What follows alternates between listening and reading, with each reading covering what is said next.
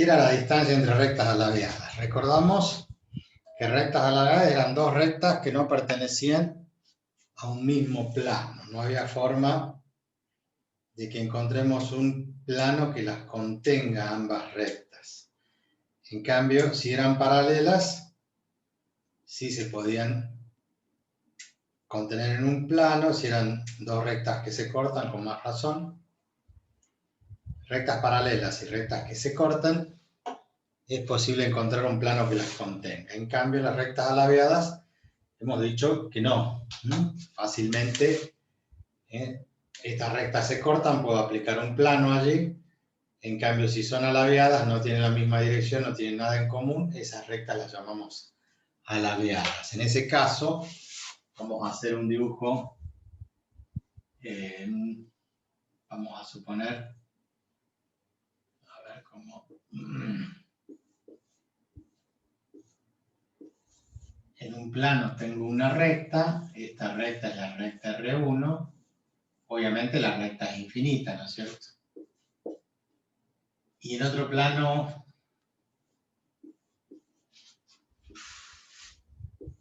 diferente, tengo otra recta que también es infinita.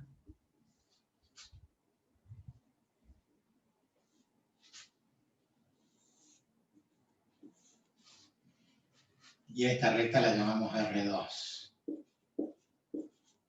Obviamente una recta R1 puede estar definida mediante un punto P1, mediante un punto P2 la otra recta, y sobre ese punto hay infinitas rectas, pero hay una sola que es paralela a un vector que llamamos A, y esta otra es paralela a un vector que llamamos B. Entonces,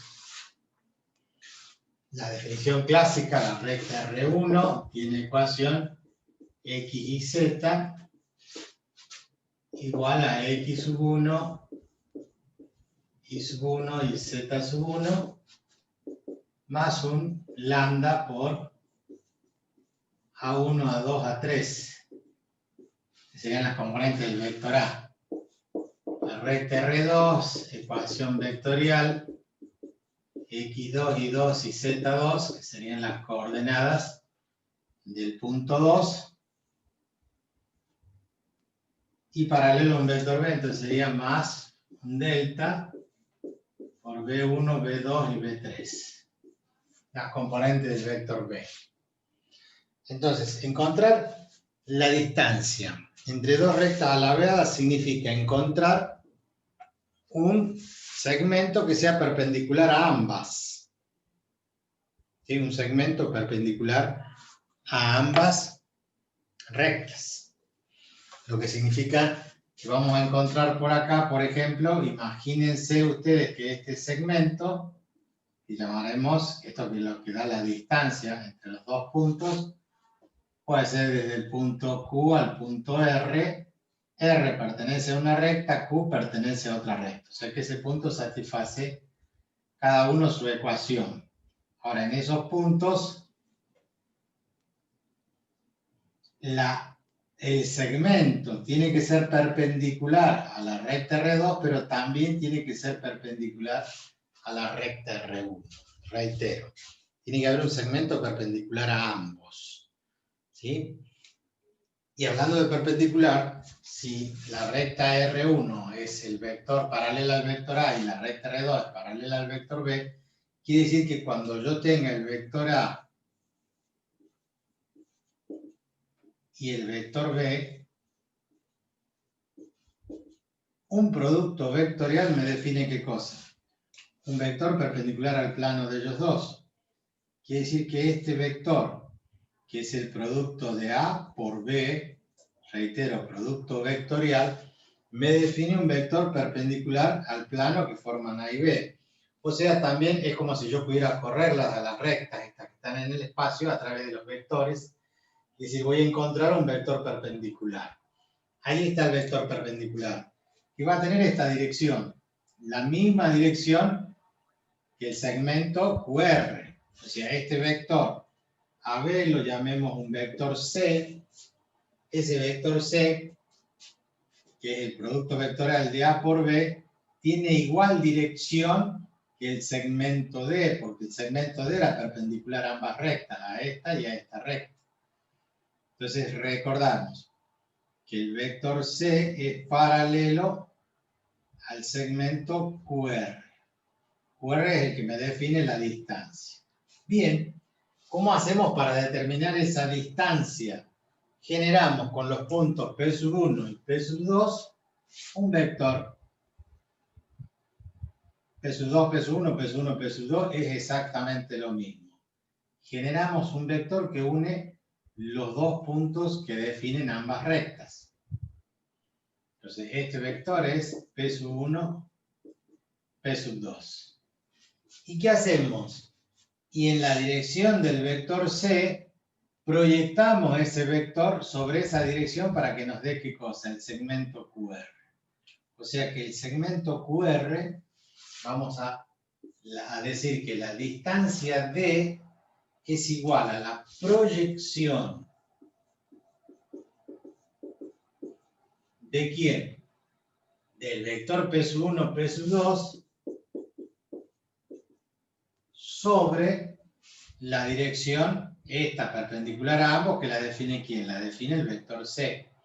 O sea, sobre la dirección del vector C. O sea que sería la proyección de P sub 1, P sub 2 sobre el vector C, pero el vector C sale de hacer el producto A por B. Recuerden que un producto vectorial me da otro vector. Bien, nada más ni nada menos que eso.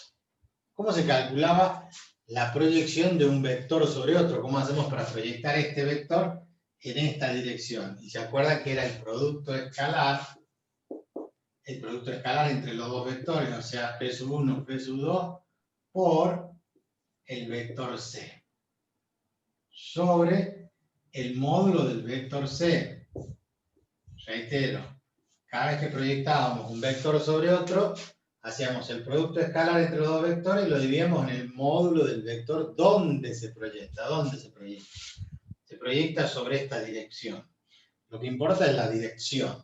Ahora, si reemplazamos, resulta que C es el vector A por B, entonces me queda P sub 1, P sub 2 por producto escalar, y el vector C es el que generamos haciendo el producto vectorial A por B. O sea que me queda un producto mixto en el numerador. ¿Y en el denominador quién? El módulo del producto. El módulo es C, pero C es A por B. O sea que tengo que calcular el producto vectorial y calcularle el módulo. ¿Tenemos los datos? Sí. Tenemos A y B, porque son las componentes de los vectores. Tenemos A y B para hacer todo esto. Y tenemos las componentes de los puntos para calcular el vector P sub 1, P sub 2 y poder resolver ese concepto. Y listo, esa es la formulita. Lo único que tenemos que saber es que para calcular la distancia, que es el segmento QR, hace falta conocer esos datos. Vamos a poner un ejemplo. Decimos ejemplo, calcular la distancia entre las rectas y hacemos la recta, decimos, bueno, la recta R1, X y Z es igual a las componentes de un punto, 1, 2, 3, más lambda por un vector, 1, 4, 3. Vamos a cambiarle acá los números porque no sean todos iguales. 2, 4, 5. Y la recta R2 que tenga X y Z igual a las componentes de un punto que pasa por menos 2, menos 1, 3 y sea paralelo a otro vector que tenga componentes 2, menos 1, 4. No sé si llegamos a ver allí, no. No entró en cámara, allí sí. Bien. Para esto tenemos que generar entonces, por un lado, el vector P sub 1, P sub 2. Recordamos que esto se hace extremo menos origen. Este sería el punto 2. Este sería el punto 1. Entonces, menos 2, menos 1, menos 3. Menos 1, menos 2, menos 3.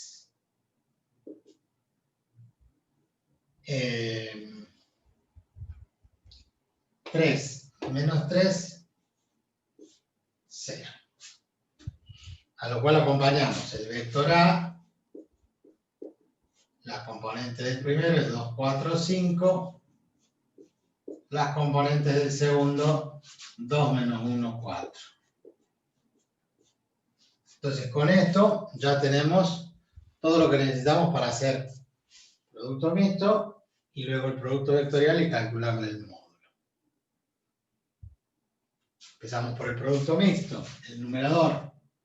Podríamos poner así, que la distancia es igual al producto mixto que se resolvía haciendo las componentes de cada uno de los vectores. Menos 3, 0.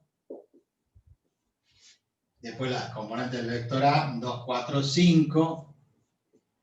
Y las componentes del vector B, 5, 2, 4, 5, 2 menos 1, 4. Calculamos el producto mixto que se resolvía con un determinante. Y abajo calculamos el módulo de este producto vectorial. El módulo del producto vectorial se hacía con IJK y las componentes 2, 4, 5, 2 menos 1, 4. Pero este hay que sacarle el módulo. Entonces, una vez que resolvemos ese vector, le calculamos el módulo. Bien, ustedes ya saben resolver un determinante de 3 por 3, en diagonal menos contra diagonal, a partir de la regla de Sarrus, o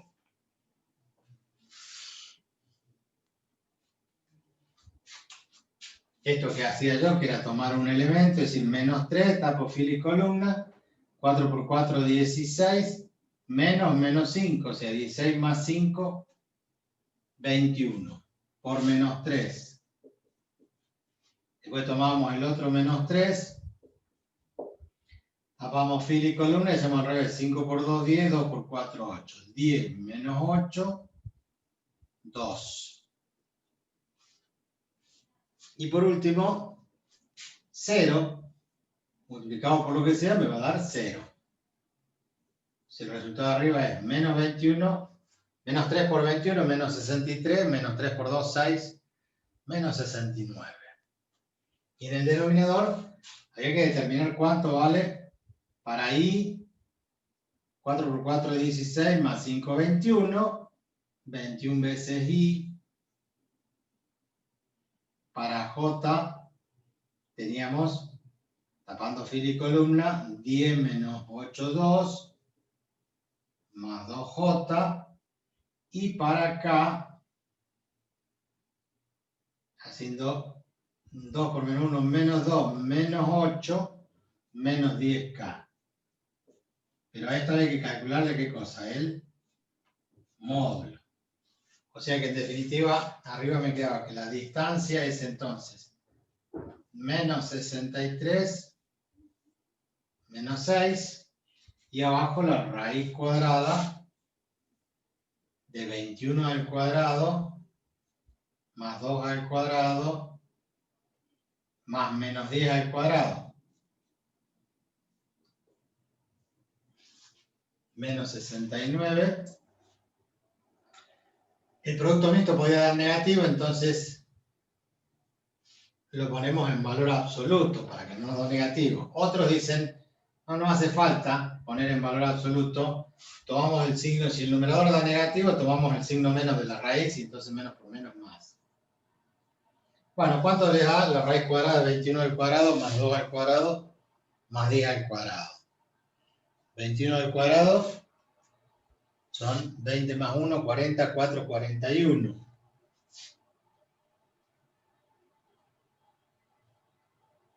más 100, que es 10 al cuadrado, más 4, tenemos 545, la raíz cuadrada de 545, que no es un valor exacto, pero que nos determina entonces que la distancia entre las dos rectas es igual a 69 es la raíz cuadrada de 545.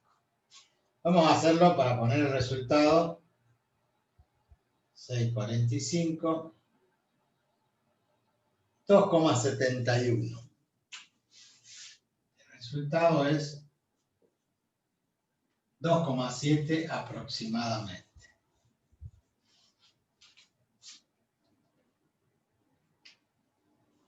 Como siempre les digo, verifiquen ustedes, grafiquen las dos rectas en sus ecuaciones, o sea, grafican el punto y por ese punto pasan una recta paralela a ese vector. Y con el giro, recuerden que ustedes van a tener las dos rectas en el graficador de esta forma, en cualquier posición. Entonces, cuando ustedes empiecen a girar, pueden poner una recta de punta, o sea, van a girar hasta que les aparezca esta recta de punta y después van a girar de tal forma que les quede de esta forma para poder medir la distancia. En ese caso, poniendo una recta de punta, van a poder ustedes calcular a ojo, por lo menos en el graficador, ver qué distancia hay entre las dos rectas. Todo eso pudiendo manipularlo a través de ello. ¿Está bien? Esa es la distancia de un punto a una recta, la distancia entre rectas alabeadas. ¿Qué es lo peor que les puede pasar? Que les dé 0. Entonces las rectas no eran alabeadas. Significa que se cortaban.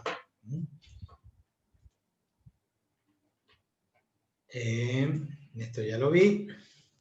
Bueno, con eso finalizamos recta en R3. O todo esto de la geometría que vimos, recta en el plano, recta en el espacio, plano. Y todas las relaciones y fórmulas que hay para ello. Son muchas fórmulas, no es necesario aprenderlas de memoria, sí es necesario interpretarlas, comprenderlas. Y después saber cómo aplicarlas. Dicen, esto tiene aplicación, tiene muchísima aplicación. Tiene toda la aplicación de la geometría descriptiva, que se llama esto la geometría del espacio, en la parte del dibujo, que vamos a ver el año que viene nosotros en el estudio integral de la geometría. Se aplica el cálculo y se hace la geometría analítica. Y con estos datos se proyectan miles de cosas. Bien, vamos a sacarle la fotito. Geometría analítica y distancia entre rectas alabeadas.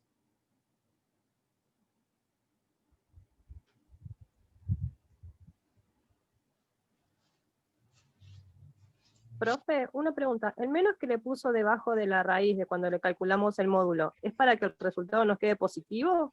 Exactamente. O sea, esto ya lo tenemos. Si no, la otra es que ustedes acá en la fórmula digan, miren, siempre esto es en valor absoluto. El módulo de un vector es positivo siempre. Entonces, esto no tiene sentido. Pero hay algunos autores que dicen, si esto da positivo, pongan el positivo. Si esto da negativo, pongan el negativo. Pero eso conceptualmente sería arreglar el signo de una manera muy arbitraria. Conceptualmente, ¿qué tendríamos que decir? Que la distancia es una longitud que siempre, como magnitud, siempre es positiva. Entonces, todas las magnitudes, todo lo que medimos es positivo.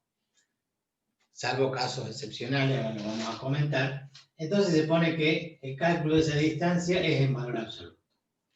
Ustedes en cualquiera de distancia de un punto a una recta en el plano, distancia de un punto a un plano, distancia entre dos rectas, distancia de la que calculen, el resultado lo ponen en valor absoluto. O sea, siempre puede dar negativo, no siempre.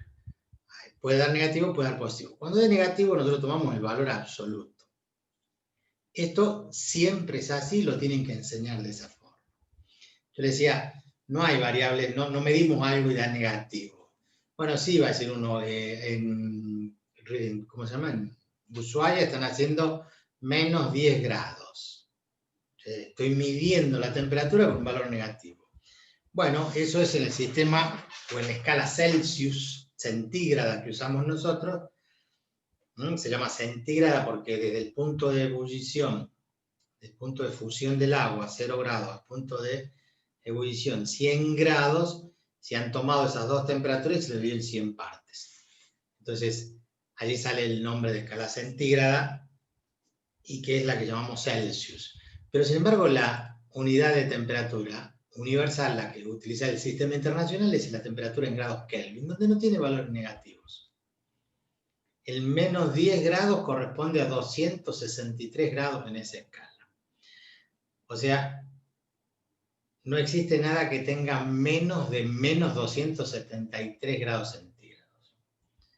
Ahí donde está el mínimo en la escala, ahí aparece el 0 grados Kelvin, 0 absoluto. Y a partir de allí se toman valores positivos. O sea, lo que les estoy diciendo es, la escala nuestra mide de 0 grados a 100 grados y sigue subiendo, obviamente, y tiene valores negativos. Bueno, en menos 273 y un poquito más, se definió el 0 grados Kelvin.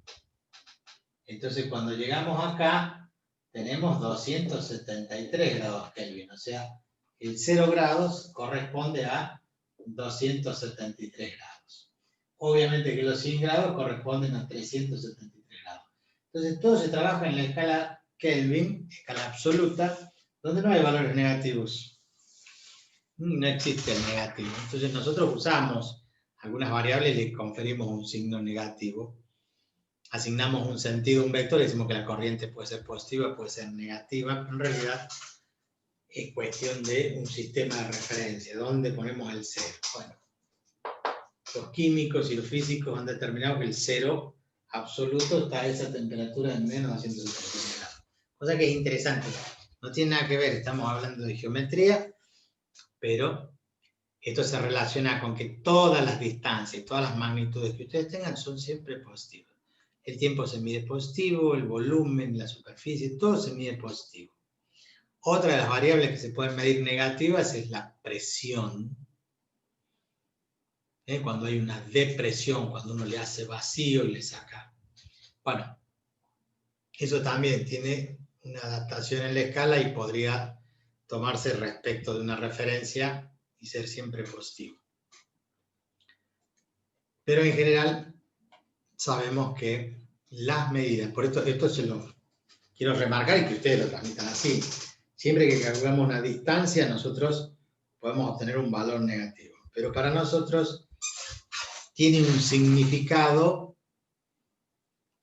pero a la hora de medir es siempre positivo. Que sea negativo un producto escalar, porque el producto mixto sale de un producto escalar, significa que el ángulo es de mayor a 90 grados y la proyección de un vector sobre la dirección de otro lo hace en la dirección opuesta. O sea, si yo tengo esto, cuando yo proyecto el negro sobre el verde, trazo una perpendicular y acá voy a tener la proyección. Esta longitud va a ser la proyección. Pero si el vector está así, y el ángulo es mayor de 90 grados, cuando yo proyecto en forma perpendicular, la distancia va a ser acá. Me va a dar un valor negativo. Entonces, existe la distancia negativa y no, en realidad lo que estoy es entendiendo de que el vector forma un ángulo mayor de 90 grados, por eso cuando lo proyecto me da negativo. Nosotros esas proyecciones las utilizamos como distancias y como un segmento es un valor positivo. ¿Estamos de acuerdo?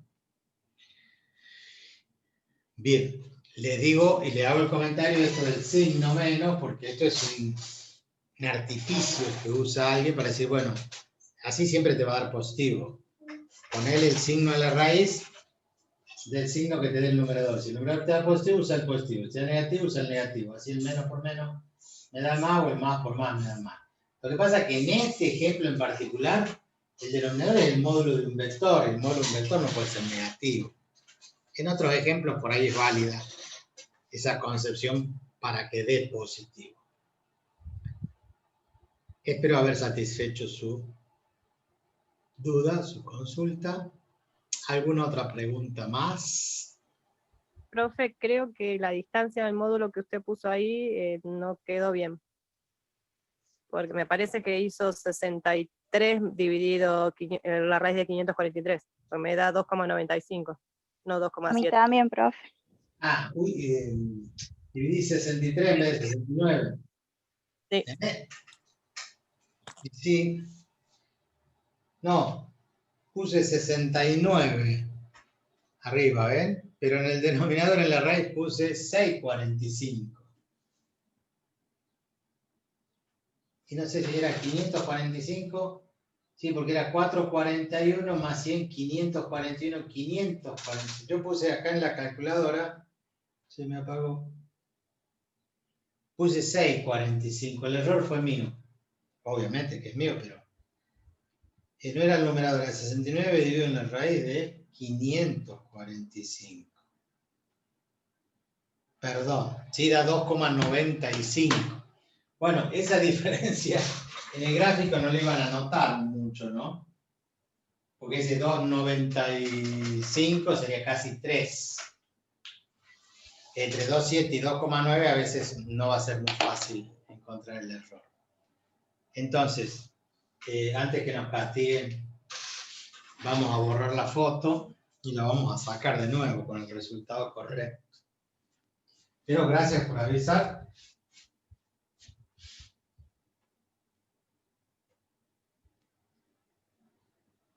Porque si no, esto después queda así. Y después no sabemos por qué. Dice, el profe, ¿dónde carajo sacó ese número? Bien. Ahí está corregida la foto. Y ya tenemos eso.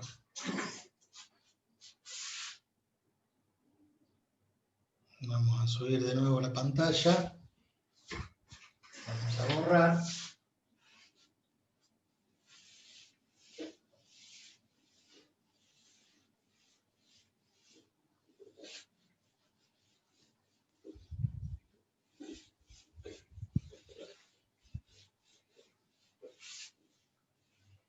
Yo de paso les voy contando que la aplicación que le damos nosotros en ingeniería, por ejemplo, la distancia entre rectas alabeadas, tiene que ver, a veces hay cruces de líneas, nosotros decimos cruces de líneas, los tendidos de alta tensión, ¿sí? Que van entre columnas, generan una curva, esa curva, ¿se acuerdan? Se llama catenaria. Bueno, ustedes no, en el tercer año estuvimos viendo eso. O sea que nosotros tenemos una torre, y de esa torre viene a otra torre que está por acá, y ese cable no está de esta forma, sino que está haciendo una curva, ¿no es cierto? Esto imagínense que es una foto panorámica y que este poste está más adelantado y este está más atrás. Y por otro lado hay un poste mucho más grande acá, y hay otro poste mucho más grande acá. Casi como que se cruzan. Entonces, resulta que esto en realidad es que yo tengo una línea de un cable, en realidad son varios cables, pero tomamos una sola línea y por debajo se cruza otra línea. Ahora, no son rectas, sino que son curvas, porque no hay forma que sean rectas. Eso se llama, esa curva que hacen los cables que tienden sobre postes, se llama catenaria. Estos no se cruzan ahí en realidad. Lo que pasa es que en la perspectiva pareciera que se cruzan, pero en realidad las rectas están alabeadas. Entonces, ¿qué es lo que se hace? Se calcula la distancia que hay entre esas rectas. O sea, si hay una distancia allí, tomadas en el mismo plano, que no sería de ese lado. ¿Por qué? Porque la recta más grande, esta curva, de todos estos cables que pasan por acá, están por encima de estos que están por acá. Entonces, en alguna parte de la perspectiva, resulta que la distancia perpendicular entre las dos va a ser esta. ¿Y cómo hace para tomar una perpendicular una curva? Y es fácil. Si yo tomo una perpendicular acá a esto, lo que hago es trazar la tangente. Y ahí trazo el segmento perpendicular a la tangente. Entonces, acá va a haber una tangente a la curva y acá va a haber una tangente. La perpendicular a ambas me va a dar la distancia entre dos líneas de transmisión que se cruzan. porque esta línea es de 500.000 volt y acá pasa otra, así con un cierto ángulo, ¿se entiende eso, no? Pasa con un cierto ángulo, otra línea por debajo. Tiene que haber una distancia mínima. Si acá hay 500.000 volt de tensión y abajo hay 220.000 volt, imagínense la cantidad de lo que es eso. Nosotros tenemos 220 volt. Y estamos hablando de una línea de 200.000 volt o de 500.000 volt. Entonces tiene que haber una gran distancia, que eso se calcula, eso está normalizado. ¿Por qué? Porque si llegan a estar un poquito más juntos, ahí no más salta la chispa. Se produce el cortocircuito. Entonces, el ingeniero cuando calcula, tiene que calcular, cuando calcula y tiene que hacer, estaba esta línea y quisieron pasar una línea por debajo de menor tensión, tiene que ver que la altura esa cumpla un mínimo determinado. Y además está regulado que desde ahí al piso tiene que haber otra distancia mínima. Si no, pasamos nosotros y está arriba, y eso, ustedes dicen, bueno, pero esas líneas están en el campo, bueno, pasa una vaca, pasa un animal por debajo de la línea y puede tener un poquito de corriente o puede saltar el arco. Entonces, hay una distancia mínima, eso tiene que estar por lo menos a 6 metros, 7, 8, 9, 10 metros, y a partir de ahí la otra línea mucho más arriba. O sea que el momento de calcular habrá que hacer esto más alto y entonces esto hay que hacerlo más alto todavía para que la línea se... Ahí se calcula la distancia entre rectas alargadas. En las autopistas, ustedes han visto que en Nueva York, bueno, en Buenos Aires, van a ver que en la General Paz, cuando uno entra a Buenos Aires por la General Paz, apenas viene por la Panamericana, ingresa a la General Paz y van a ver allí un montón de curvas y contracurvas. Bueno, es un lío. Y allí en las curvas esas, donde va dando vuelta un acceso para un lado, hay otro que gira para el otro lado por debajo, y bueno, allí hay que establecer el valor mínimo, que se pone un cartelito, dice altura máxima 4 metros 10. O sea que el que tiene un camión y la parte superior excede los 4 metros 10, obviamente no puede pasar por ahí porque se va a quedar estancado, clavado. A nosotros ya nos ha pasado. Acá en el puente en La Rioja, en la capital, en la base Pelagio Beluna, cuando uno baja, pasa el Parque Sarmiento, la Cordillo, luego hay la vía que pasa por arriba, y antes había un puente. La paralela a esa que volvía era la Bazán y Bustos, ahí había otro puente. Bueno, ahí no sé cómo se llama la calle, otro puente. Viene un camión de la basura, de esos nuevos, de esos grandotes, y el tipo que pasó por ahí no le avisaron, no calculó, no sabía que no pasaba el camión por ahí. Y se comió, y al puente lo movió un poco y lo sacó de uno de los costados. Tuvo la suerte que no se le cayó encima, ese tremendo peso lo iba a aplastar. Y nos ha pasado varias veces. En la terminal nueva, cuando ustedes van a ingresar y paran los taxis para bajar los pasajeros, después hay una bajadita y hay un puente. Bueno, allí pasó un ingeniero con una camioneta, había comprado unos caños ahí, las tenía arriba de la camioneta y no se dio cuenta que estaban excediendo una altura. Ni se acordó de eso, el tipo se mandó por abajo, cuando llegó se le clavaron los caños ahí, cortó la luz y un desastre eso. Para eso están esas medidas. Eso se calcula, eso tiene una finalidad. Entonces, esta distancia entre rectas labiadas se utiliza para calcular esas distancias y poner un tope, un mínimo, reglamentar que eso no exceda un determinado valor. ¿Estamos de acuerdo? Eso es una aplicación que se le puede contar a un chico. No creo que den esto en la secundaria de recta labial, pero sí que lo sepan. O si viene un chico de la universidad a hacerle una consulta, porque usted es un profesor de matemáticas, en álgebra yo doy esto en la UTN. Y tienen que saber solamente aplicar la formulita y calcularlo. La interpretación es bastante sencilla. Bien. ¿Qué más?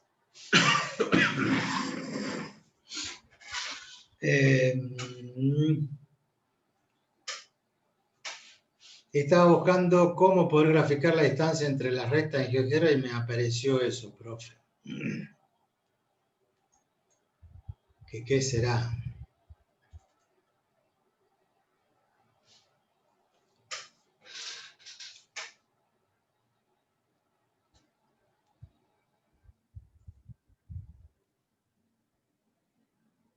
Distancia del cociente entre el volumen del paralelepípedo y el área de la base. Está bien. Eso que le aparece ahí, bueno, esto que estamos hablando acá con Carla, se los voy a compartir. Ella encontró esto en internet. Lo están viendo, ¿no? Dice distancia entre dos rectas. Hay una recta que está en azul y otra recta que está en rojo. Y calcula la distancia entre esas rectas, pero fíjense cómo lo escribe. Bueno, hay un punto P que tiene coordenadas 4, menos 0, 2 y 3, un vector U que da la dirección, o sea, es paralela al vector U, este sería el vector U, el que está en azul, y el punto que aparece allí, que sería el 4 y todos esos valores. Y la que está en rojo, que es la recta que pasa por el punto Q, que está ahí arriba, y es paralela a este vectorcito rojo que está ahí, que tiene 1, menos 1, 2. Entonces dice, la distancia es el cociente entre el volumen del paralelepípedo y el área de la base. ¿Por qué? Porque nosotros hemos definido que el producto mixto, ya lo borré, el producto mixto como interpretación geométrica que tenía era el volumen del paralelepípedo formado por los tres vectores. Entonces allí lo que ha hecho es generar ese paralelepípedo. Fíjense, desde el punto P, que es 4 menos 1,99, menos 0,199, menos 0,199, dice ahí, no entiendo, le faltaría una coma y escribieron mal, porque tiene que tener 3 coordenadas. Y el otro punto, menos 0,9396 y 1, bueno, ahí está faltando. Pero ustedes interpreten que tienen las coordenadas de este punto y de este punto, y ahí generan un vector. Después toman este vector rojo y lo trazan paralelo acá. Toman el vector azul y lo trazan paralelo acá. Entonces ahí le forman con esos tres vectores el volumen del paralelepípedo. En el denominador tienen el módulo del producto vectorial, y el módulo del producto vectorial es el área formado por los vectores U y B. Por eso habla del área. El cociente, lo que yo le he dado como fórmula es la deducción de proyectar un vector sobre otro, y esa fórmula es equivalente a calcular el volumen de los tres vectores dividido, el volumen del paralelepípedo formado por los tres vectores dividido en la superficie del paralelogramo formado en el producto vectorial de U por B. Pero está bien, o sea, hace un producto mixto, calcula el numerador, hace un producto vectorial, le calcula el módulo y después divide esos dos cocientes y le da la distancia de 5,31. ¿Se entendió? Pero bueno, ahí está la página. Lo que no está claro ahí son las coordenadas del punto P y Q, porque, bueno, no sé si será porque le faltó espacio ahí en el cuadro, pero es una foto.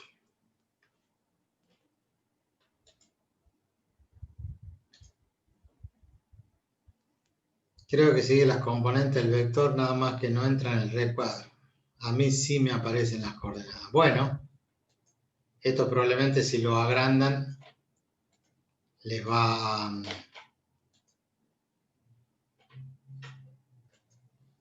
aparecer como corresponde. Muy bien, muchas gracias. Reitero, no es otra fórmula. Es un producto mixto y abajo un producto vectorial, que es lo que aplicamos nosotros. Allí están puestas las interpretaciones geométricas de cada uno, pero en realidad eso no es el concepto. Nosotros allí en la distancia entre dos rectas aladeadas no hay ningún producto vectorial, no hay ningún producto mixto, digamos, en el sentido de que no nos interesan eso, pero ese tema que encontró allí en internet dice que esa fórmula tiene en el numerador el equivalente al área, al volumen, y abajo el equivalente al área, y ese cociente le da la distancia. Pero la definición, la demostración sale del análisis de hacer la proyección de un vector sobre otro. Muy bien. Con eso les decía, entonces terminamos esta unidad de recta y plano. ¿con qué vamos a comenzar? Vamos a comenzar con cónicas. Por lo menos vamos a hacer una introducción en lo que nos queda de tiempo. ¿Qué son las cónicas? Nosotros vamos a ver ahora circunferencia, parábola, hipérbola e elipse. Esas 4 son las cónicas. ¿De dónde salieron esas? Vamos a definir cada una de ellas, vamos a ver todos los desarrollos de fórmulas que nos lleven a esas cónicas. Primero no vamos a tener tiempo de estudiar todo, pero vamos a hacer una interpretación primero. Entonces, arrancamos poniendo el título, cónicas, intersección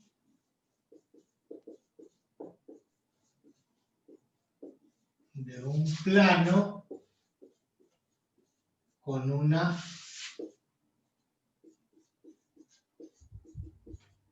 superficie cónica. La intersección de un plano con una superficie cónica. ¿Qué es una superficie cónica? Bueno, una superficie cónica es, si nosotros tomamos una recta, esa recta le vamos a llamar generatriz. Y esta recta la hacemos pivotear en un punto que va a ser el vértice. Entonces, pivotear es, yo tengo una recta y en este punto hago que pivotee, como si estuviera formando un conito. Pero como la recta es infinita, cuando forma un cono en la parte de abajo del vértice, está formando al mismo tiempo un cono en la parte superior. Si la recta es infinita y nosotros consideramos que esto es una recta, lo que hacemos es, acá sobre mis dedos, pivotear.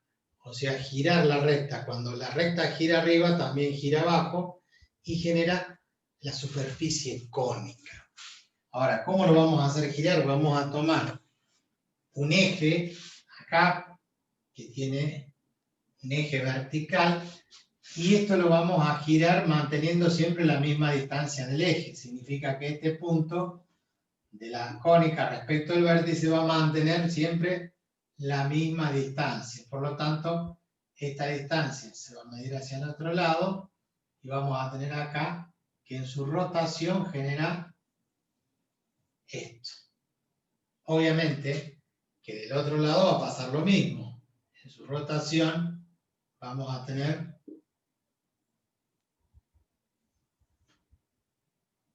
que se forma ¿qué cosa? La superficie cónica. O sea que esto es un eje, por eso lo hacemos con línea punteada, línea de trazo se dice. Entonces este es el eje. Allí en realidad lo que hay es una circunferencia, esta sería la directriz. La directriz es una circunferencia. Porque yo podría seguir la figura de una elipse, o cualquier figura, no, seguimos una circunferencia. Cuando yo hago esto, lo que estoy haciendo es generar este cono que está acá, y a la vez que está girando en la parte inferior, está girando en la parte superior, entonces me genera 2 conos. Esa superficie es la superficie cónica, lo que ustedes ya saben que es un cono, no hace falta que yo les explique que es un cono. El gorrito de cumpleaños de los niños tiene la estructura de un cono. Un cono abajo y un cono arriba. O sea, estaríamos formando 2 conos con la misma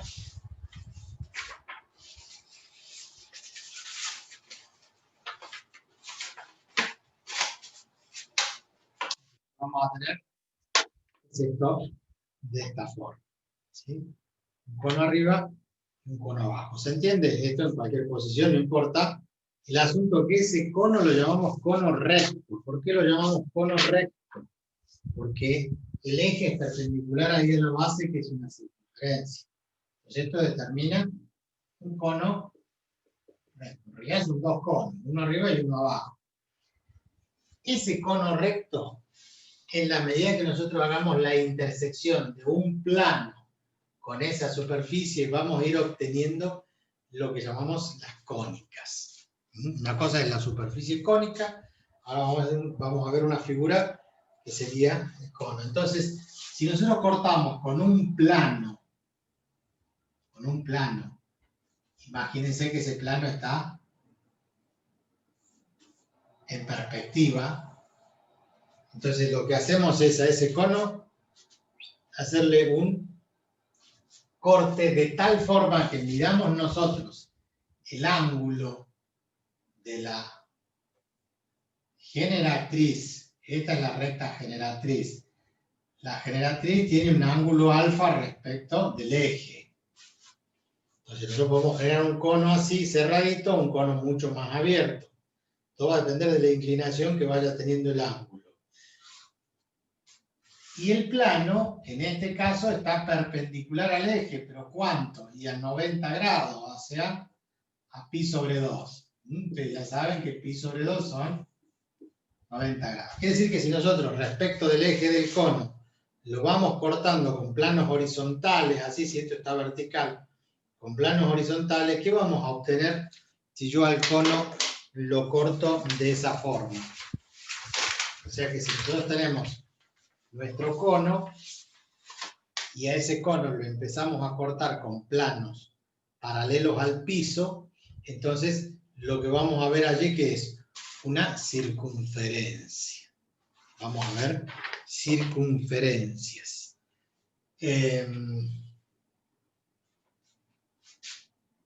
Esto le vamos a llamar beta. Entonces, si beta es igual a 90 grados, lo que va a pasar acá es que nos va a quedar una circunferencia.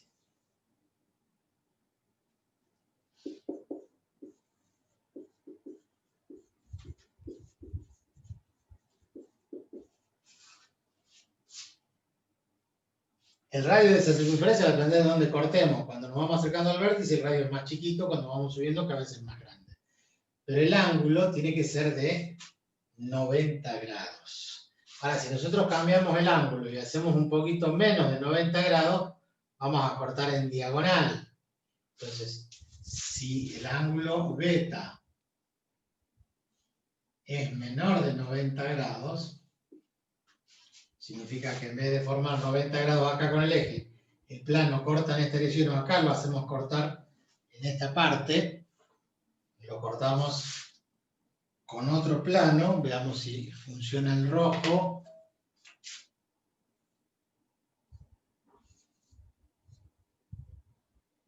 Resulta que al cortar allí, se va a generar acá otra corte que va a hacer ¿qué cosa? Eso nos va a determinar una elipse. El corte con un ángulo menor que 90, pero mayor que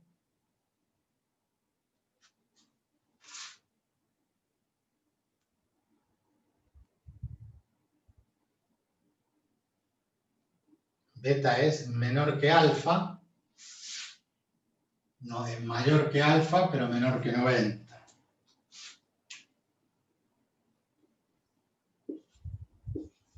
Está comprendido entre alfa y 90 grados. ¿Qué pasa si beta es igual a alfa? O sea, el plano este que yo estoy haciendo cortar acá es un plano que tiene el mismo ángulo que la generatriz, entonces lo corto ahí. ¿Qué va a pasar? Va a cortar el plano de arriba, pero no va a el cono de arriba, pero no va a poder cortar el de abajo.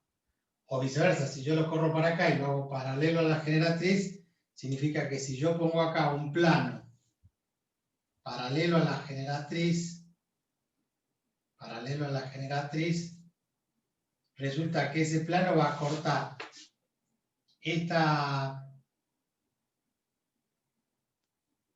este cono y va a generar una curva de estas características.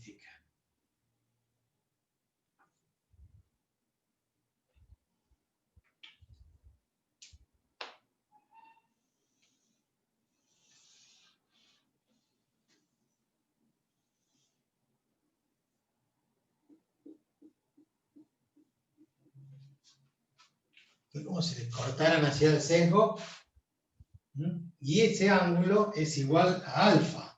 Entonces eso nos va a determinar una parábola. Y si el plano llegara a ser menor, ya que si beta va a formar un ángulo menor que alfa, lo teníamos así, después lo giramos un poquito, después lo pusimos paralelo a la generatriz, después lo cortamos así. En ese caso va a cortar a los dos conos. Entonces puede ser que yo tenga un plano que corte arriba y corte abajo. Entonces me va a generar arriba una curva. Y abajo me va a generar otra curva.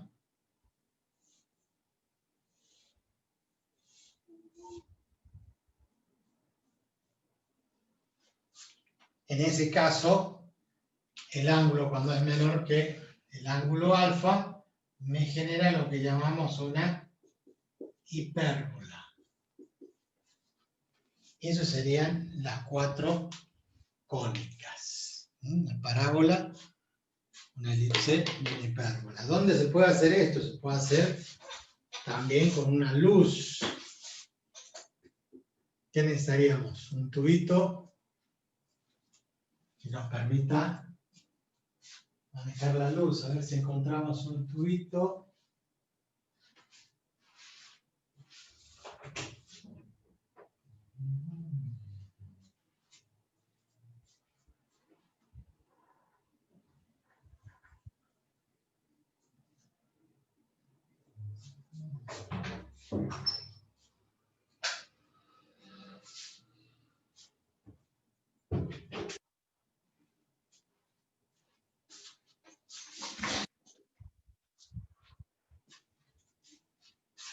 Tubito de cartón, ustedes lo conocen, se llama el tubito del papel higiénico.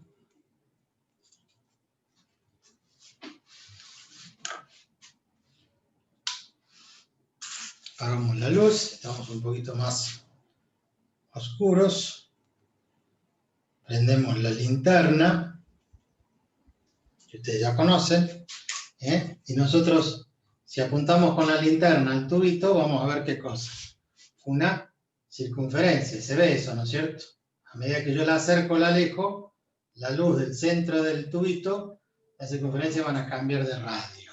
¿Estamos de acuerdo? Ahora, si yo en vez de hacerlo en forma perpendicular al pizarrón, a esto que estoy haciendo, no sé si alcanzan a ver la luz, sí, ¿no? Ahí se ve. Sí, sí se ve, profe. Ahora, si nosotros empezamos a cambiar el ángulo del cono, o sea, yo lo estoy inclinando, ¿qué es lo que está ocurriendo cuando lo inclino? Ya de la circunferencia pasó a ser una elipse. Y si lo seguimos inclinando, inclinando, inclinando, va a llegar un momento que al ponerlo paralelo allí, lo que nos va a dar es una forma de una parábola. En realidad no es muy claro acá porque no tenemos mucha oscuridad, pero ahí se ve, ¿sí? Más arriba sería la parábola. Entonces al ir girando después se transforma en una elipse y si lo pongo enfrente, o sea que acá el plano de la linterna es perpendicular al eje y forma la circunferencia. Cuando yo lo voy inclinando, me forma la elipse. Cuando lo pongo paralelo, ahí me tendría que formar lo que están viendo ustedes, que es una parábola. Lo de la hipérbola ya no lo podemos hacer, pero bueno, es un intento por lo menos para que ustedes sepan que con una luz se puede generar entonces la circunferencia, la parábola y la elipse.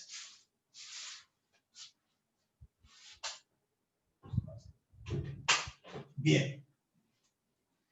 Esto, que en forma práctica le estoy mostrando yo, es lo que se observan en las secciones, o sea, en la intersección de un plano con las superficies cónicas. Reitero, en una circunferencia perpendicular al eje, cuando lo inclino un poquito, ya me da una elipse, que dependiendo de la inclinación van a ser elipses más alargadas, más gorditas, más parecidas a una circunferencia o menos parecidas a una circunferencia. Cuando es paralelo una generatriz, corta un solo cono, el de arriba o el de abajo. Y ahí se va a observar lo que nosotros ya conocemos como parábola. Y la hipérbola, obviamente, cuando cortamos los dos conos, se va a generar una sección arriba y una sección abajo. Todo esto ustedes ya lo conocen. ¿Por qué? Porque circunferencia, todo el mundo ha visto una circunferencia y han tenido la oportunidad de calcular la longitud de la circunferencia como 2pi por radio, la superficie del cilindro, como pi por radio al cuadrado, y han visto todas las propiedades que tiene una circunferencia respecto al radio, del diámetro, ángulo inscripto, ángulo central, cuerda, flecha, arco, cómo se calcula la longitud de un arco, etcétera, etcétera. Todas esas condiciones las han visto ya en circunferencia. Elipse, por allí, es un poco más difícil, pero se da la posibilidad de dar elipse porque cuando uno explica, básicamente, universalmente, uno está explicando, un chico tiene geografía, no sé si es geografía, en qué parte de la física o en qué materia del secundario les enseñan el sistema solar y habla de que la Tierra, la Luna, los satélites, los planetas giran alrededor de los planetas alrededor del Sol en una órbita elíptica. O sea, en una elipse que ustedes ya saben que tiene forma de esta forma, que sería un círculo visto en perspectiva. O sea, visto de frente es un círculo. Si yo lo pongo inclinado, entonces lo que ven ustedes acá, frente a ustedes, lo que ven es, saben que es un círculo, pero en perspectiva lo que es eso es una elipse. La parábola la recontravieron porque la parábola es la función cuadrática.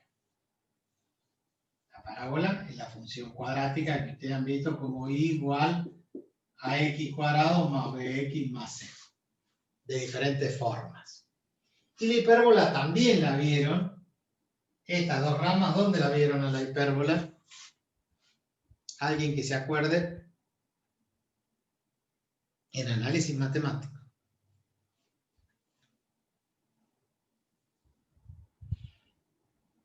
En la función hiperbólica. ¿Cuál es la función hiperbólica? ¿Usted está hablando de la función hiperbólica, seno hiperbólico, coseno hiperbólico, tangente hiperbólica? No. En la función homográfica. O sea, la recontra y ultra, pero reconocida hipérbola que ustedes no saben que es una hipérbola, es la función homográfica igual a 1 sobre x. Que la analizamos para límite, cuando x tiende a 0, cuando x tiende a infinito. ¿Y qué nos da esto? Nos da una curva así y otra curva así. Eje X. Esto, en el eje de simetría, esta es una rama y esta es la otra rama de la hipérbola. ¿Quiénes son estas dos? Son esta línea y esta línea. ¿Sí? Esto es infinito, la recta es infinita. Nosotros seccionamos ahí para hacerle un corte y para mostrar. Pero en realidad esto continúa hasta el infinito y acá arriba hasta el más infinito. Esta rama y esta rama son las dos ramas de la hipérbola. Son esta rama y esta rama. Nada más que nosotros en análisis matemático no le decimos que eso es una hipérbola. Le decimos que es la función igual a 1 sobre x, que es ¿qué? Una función homográfica. Nada más que la función homográfica la definimos como igual a x más b sobre cx más d. Y nos da una asíntota horizontal o una asíntota vertical. El de arriba, este vale 0, el b vale 1, y el de abajo, cx más d, es una x más 0. Esa función homográfica, en geometría la llamamos hipérbola. La llamamos función homográfica. Función homográfica. Función homográfica, me parece que no está saliendo. Giramos allí nuestra pantalla. Pero además de función homográfica, se dice que son funciones, se dice que es una relación entre dos variables inversamente proporcionales. Cuando aumenta x, disminuye y. Cuando disminuye x, aumenta y. Esto también sirve para recordarle al alumno que además de verlo como función, lo tiene que ver como relación entre dos variables. Y nosotros conocemos un montón de relaciones entre variables que son inversamente proporcionales. Las relaciones inversas, por ejemplo, si 5 obreros construyen una casa en 10 meses, si yo pongo 10 obreros, o sea, el doble, aumento la cantidad de obreros, ¿cuánto es el tiempo que tardan en hacer la casa? Y menos. Una aumenta, la otra disminuye. Entonces, este X por Y también se puede enseñar como A por B igual a una constante. En esta igualdad, si A por B es una constante, X por Y es igual a 1, A por B constante, se dice que estas magnitudes son inversamente proporcionales. Porque constante podría ser, por ejemplo, 12. ¿Y a qué es igual 12? Y a 3 por 4. Entonces, si yo al 3 lo aumento a 6, al 4 lo tengo que disminuir a 2. ¿Para qué? Para que se me siga dando 12. Entonces, uno tiene que aprovechar esto y en el momento que está dando, también relacionarlo no solamente con análisis, la geometría, cómo se relaciona ahí con análisis, o el conocimiento, cómo lo puedo ver de una forma u otra, y también cómo verlo como relaciones entre variables, relaciones inversamente proporcionales. Después te lo puede llevar a la física, así como recién hablé de cuántos meses pueden tardar los obreros en hacer una casa. Después podemos hablar de muchas otras ecuaciones donde la presión y el volumen son inversamente proporcionales. Si yo tengo un volumen de algo, le meto presión, lo aprieto, ¿y qué estoy haciendo? Estoy aumentando la presión, pero está disminuyendo el volumen. Ahí son inversamente proporcionales. Una variable aumenta, la otra disminuye. Y así, fórmulas y fórmulas que relacionan variables. Lo que pasa es que el chico tiene que entender el concepto de la función lineal como función proporcional. I igual a K por X. Entonces, el precio y la cantidad de kilos de tomates. Entonces, para un kilo, el precio K sería el precio del tomate. Entonces, si compro 2 kilos, un precio. Compro 4 kilos, otro precio. A mayor cantidad de kilos, mayor es el precio. Son directamente proporcionales. Y esta que acabo de escribir acá sería I igual a K sobre X. Cuando una aumenta, la otra disminuye y viceversa. Cuando una disminuye, la otra aumenta. Esto tiene que quedar muy claro y es una de las cosas más elementales y que el alumno tiene que entender que son dos variables directamente proporcionales o inversamente proporcionales. Que cuando una aumenta, la otra aumenta, aumenta. Aumenta el dólar, aumenta la nafta, aumenta el dólar, aumenta la nafta, aumentan los precios, aumenta. Y el sueldo plancha. Esa relación de variables hay que enseñarlas continuamente para que uno pueda inclusive después llevarlo a una fórmula y calcular cuál es la relación y cuánto valdría. Y son cosas que hacemos.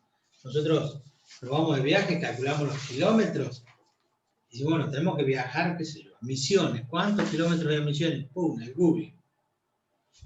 Hay 1200 kilómetros. Bueno, si hay 1200 kilómetros, ¿cuánta plata necesito? Mayor distancia, mayor precio, obviamente, pero ahí estamos utilizando relaciones, por ejemplo, las directamente proporcionales. La cantidad de kilómetros que me hace el auto por litro. Bueno, el auto mío me hace, supongamos, 15 kilómetros por cada litro. Si yo tengo que hacer 1200 kilómetros y yo tengo que cada 15 kilómetros gasto 1 litro de nafta, entonces lo divido en 15 y hago 1200 dividido en 15. ¿Cuánto les da eso?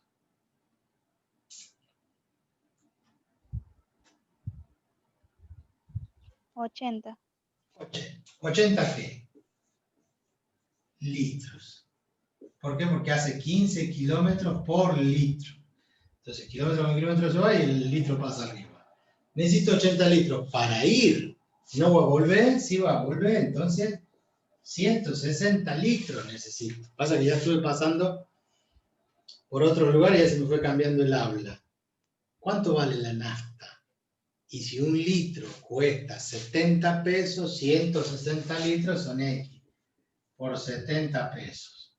Y ahí vamos a tener 7 por 6, 42, 7 por 1, 7, y tenemos 11.200 pesos de combustible nada más. Bueno, me fijo cuánto me salen los pasajes. Si me voy yo solo en el auto, me saco un pasaje, capaz que el pasaje me sale 6.000 pesos, ida y vuelta, 8.000 pesos. Me lo ahorro. Ahora, si en el auto vamos cuatro pasajes, capaz que me cuestan 30.000 pesos. Me conviene ir en auto. Bueno, podemos hablar de cientos de ejemplos. Me fui de mambo. Me fui de mambo ¿por qué? Porque acá en la hipérbola genera una función que se llama de relación de inversamente, de variables inversamente proporcionales. Una aumenta, la otra disminuye y viceversa. Volvamos para atrás, dejemos de lado en nuestro viaje, no se puede viajar, menos para ese lado, hay que llevar el PCR, etcétera, etcétera. Nosotros nos vamos a dedicar a estudiar cada una de estas cónicas. Por supuesto que tenemos un pequeño problemita.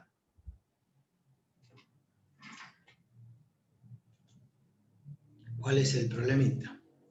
Que siempre, en todos lados, a ustedes les debe haber pasado. En todos lados siempre hay una degenerada.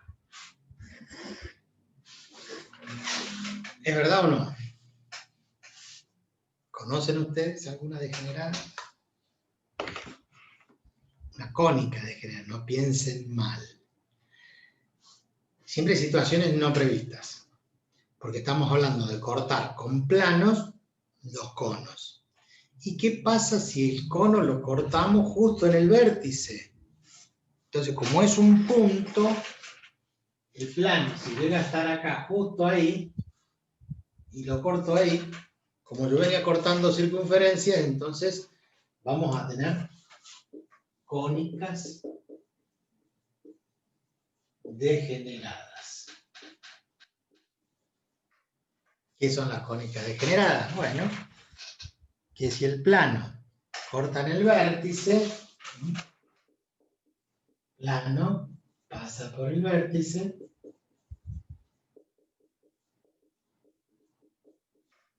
vamos a tener una circunferencia, pero de radio 0.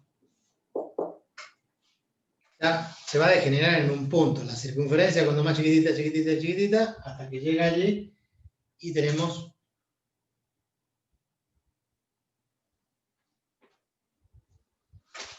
plano que pasa por el vértice, tengo una circunferencia de radio 0. Entonces se degenera en un punto.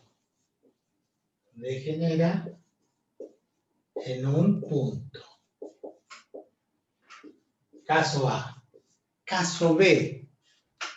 ¿Qué pasa si el plano justo es tangente? No corta ni a una ni a la otra. Se apoya acá en una generatriz y del otro lado queda sobre la zona. O sea, a un cono, lo que estoy diciendo yo, el plano, ¿sí? Justo apoya ahí. Entonces, ¿qué tienen en común? Y la tangencia ahí es una recta. ¿Entiende lo que digo? Es como si yo apoyara un plano acá, entonces se apoya acá y toca en estos puntos de la generatriz y allá queda debajo del cono y queda tocando en un punto. Entonces, plano paralelo a la generatriz.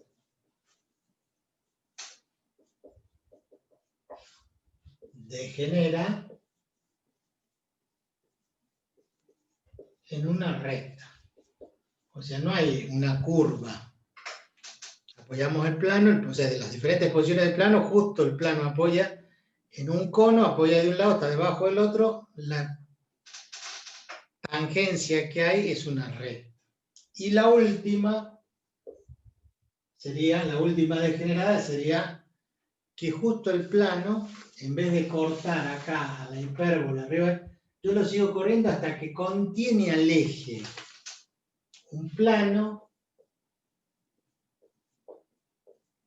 que contiene al eje. Entonces, si lo contiene el eje, imagínense ahora, en vez de estar así el plano, está así. Lo contiene el eje, le hace, si tienen los dos conos, ustedes le hacen un corte, un hachazo justo al medio. ¿Qué va a pasar? Y van a aparecer, esta sería la parte de la circunferencia arriba, pasa por el centro, entonces van a observar ustedes esta recta y esta recta.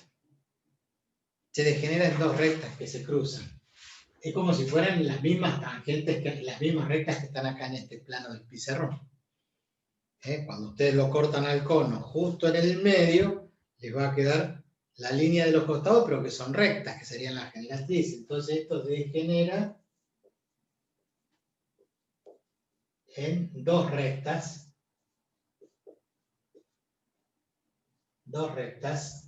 que se cortan. Entonces, ¿cuáles son las degeneradas? Y se puede degenerar en un punto, se puede degenerar en una recta, o se puede degenerar en dos rectas. Son los casos particulares que no dan cónicas, porque nosotros empezamos hablando de la intersección de un plano con la superficie cónica. Esos tres casos, no, los mencionamos, existen, son casos particulares que no van a definir ninguna curva. Los otros casos van a definir esas cuatro curvas y esas son las que vamos a estudiar nosotros. Mañana vamos a comenzar con esa, la más fácil, que es la circunferencia. Bueno, chicos, los dejo porque sé que por allí tienen otra clase.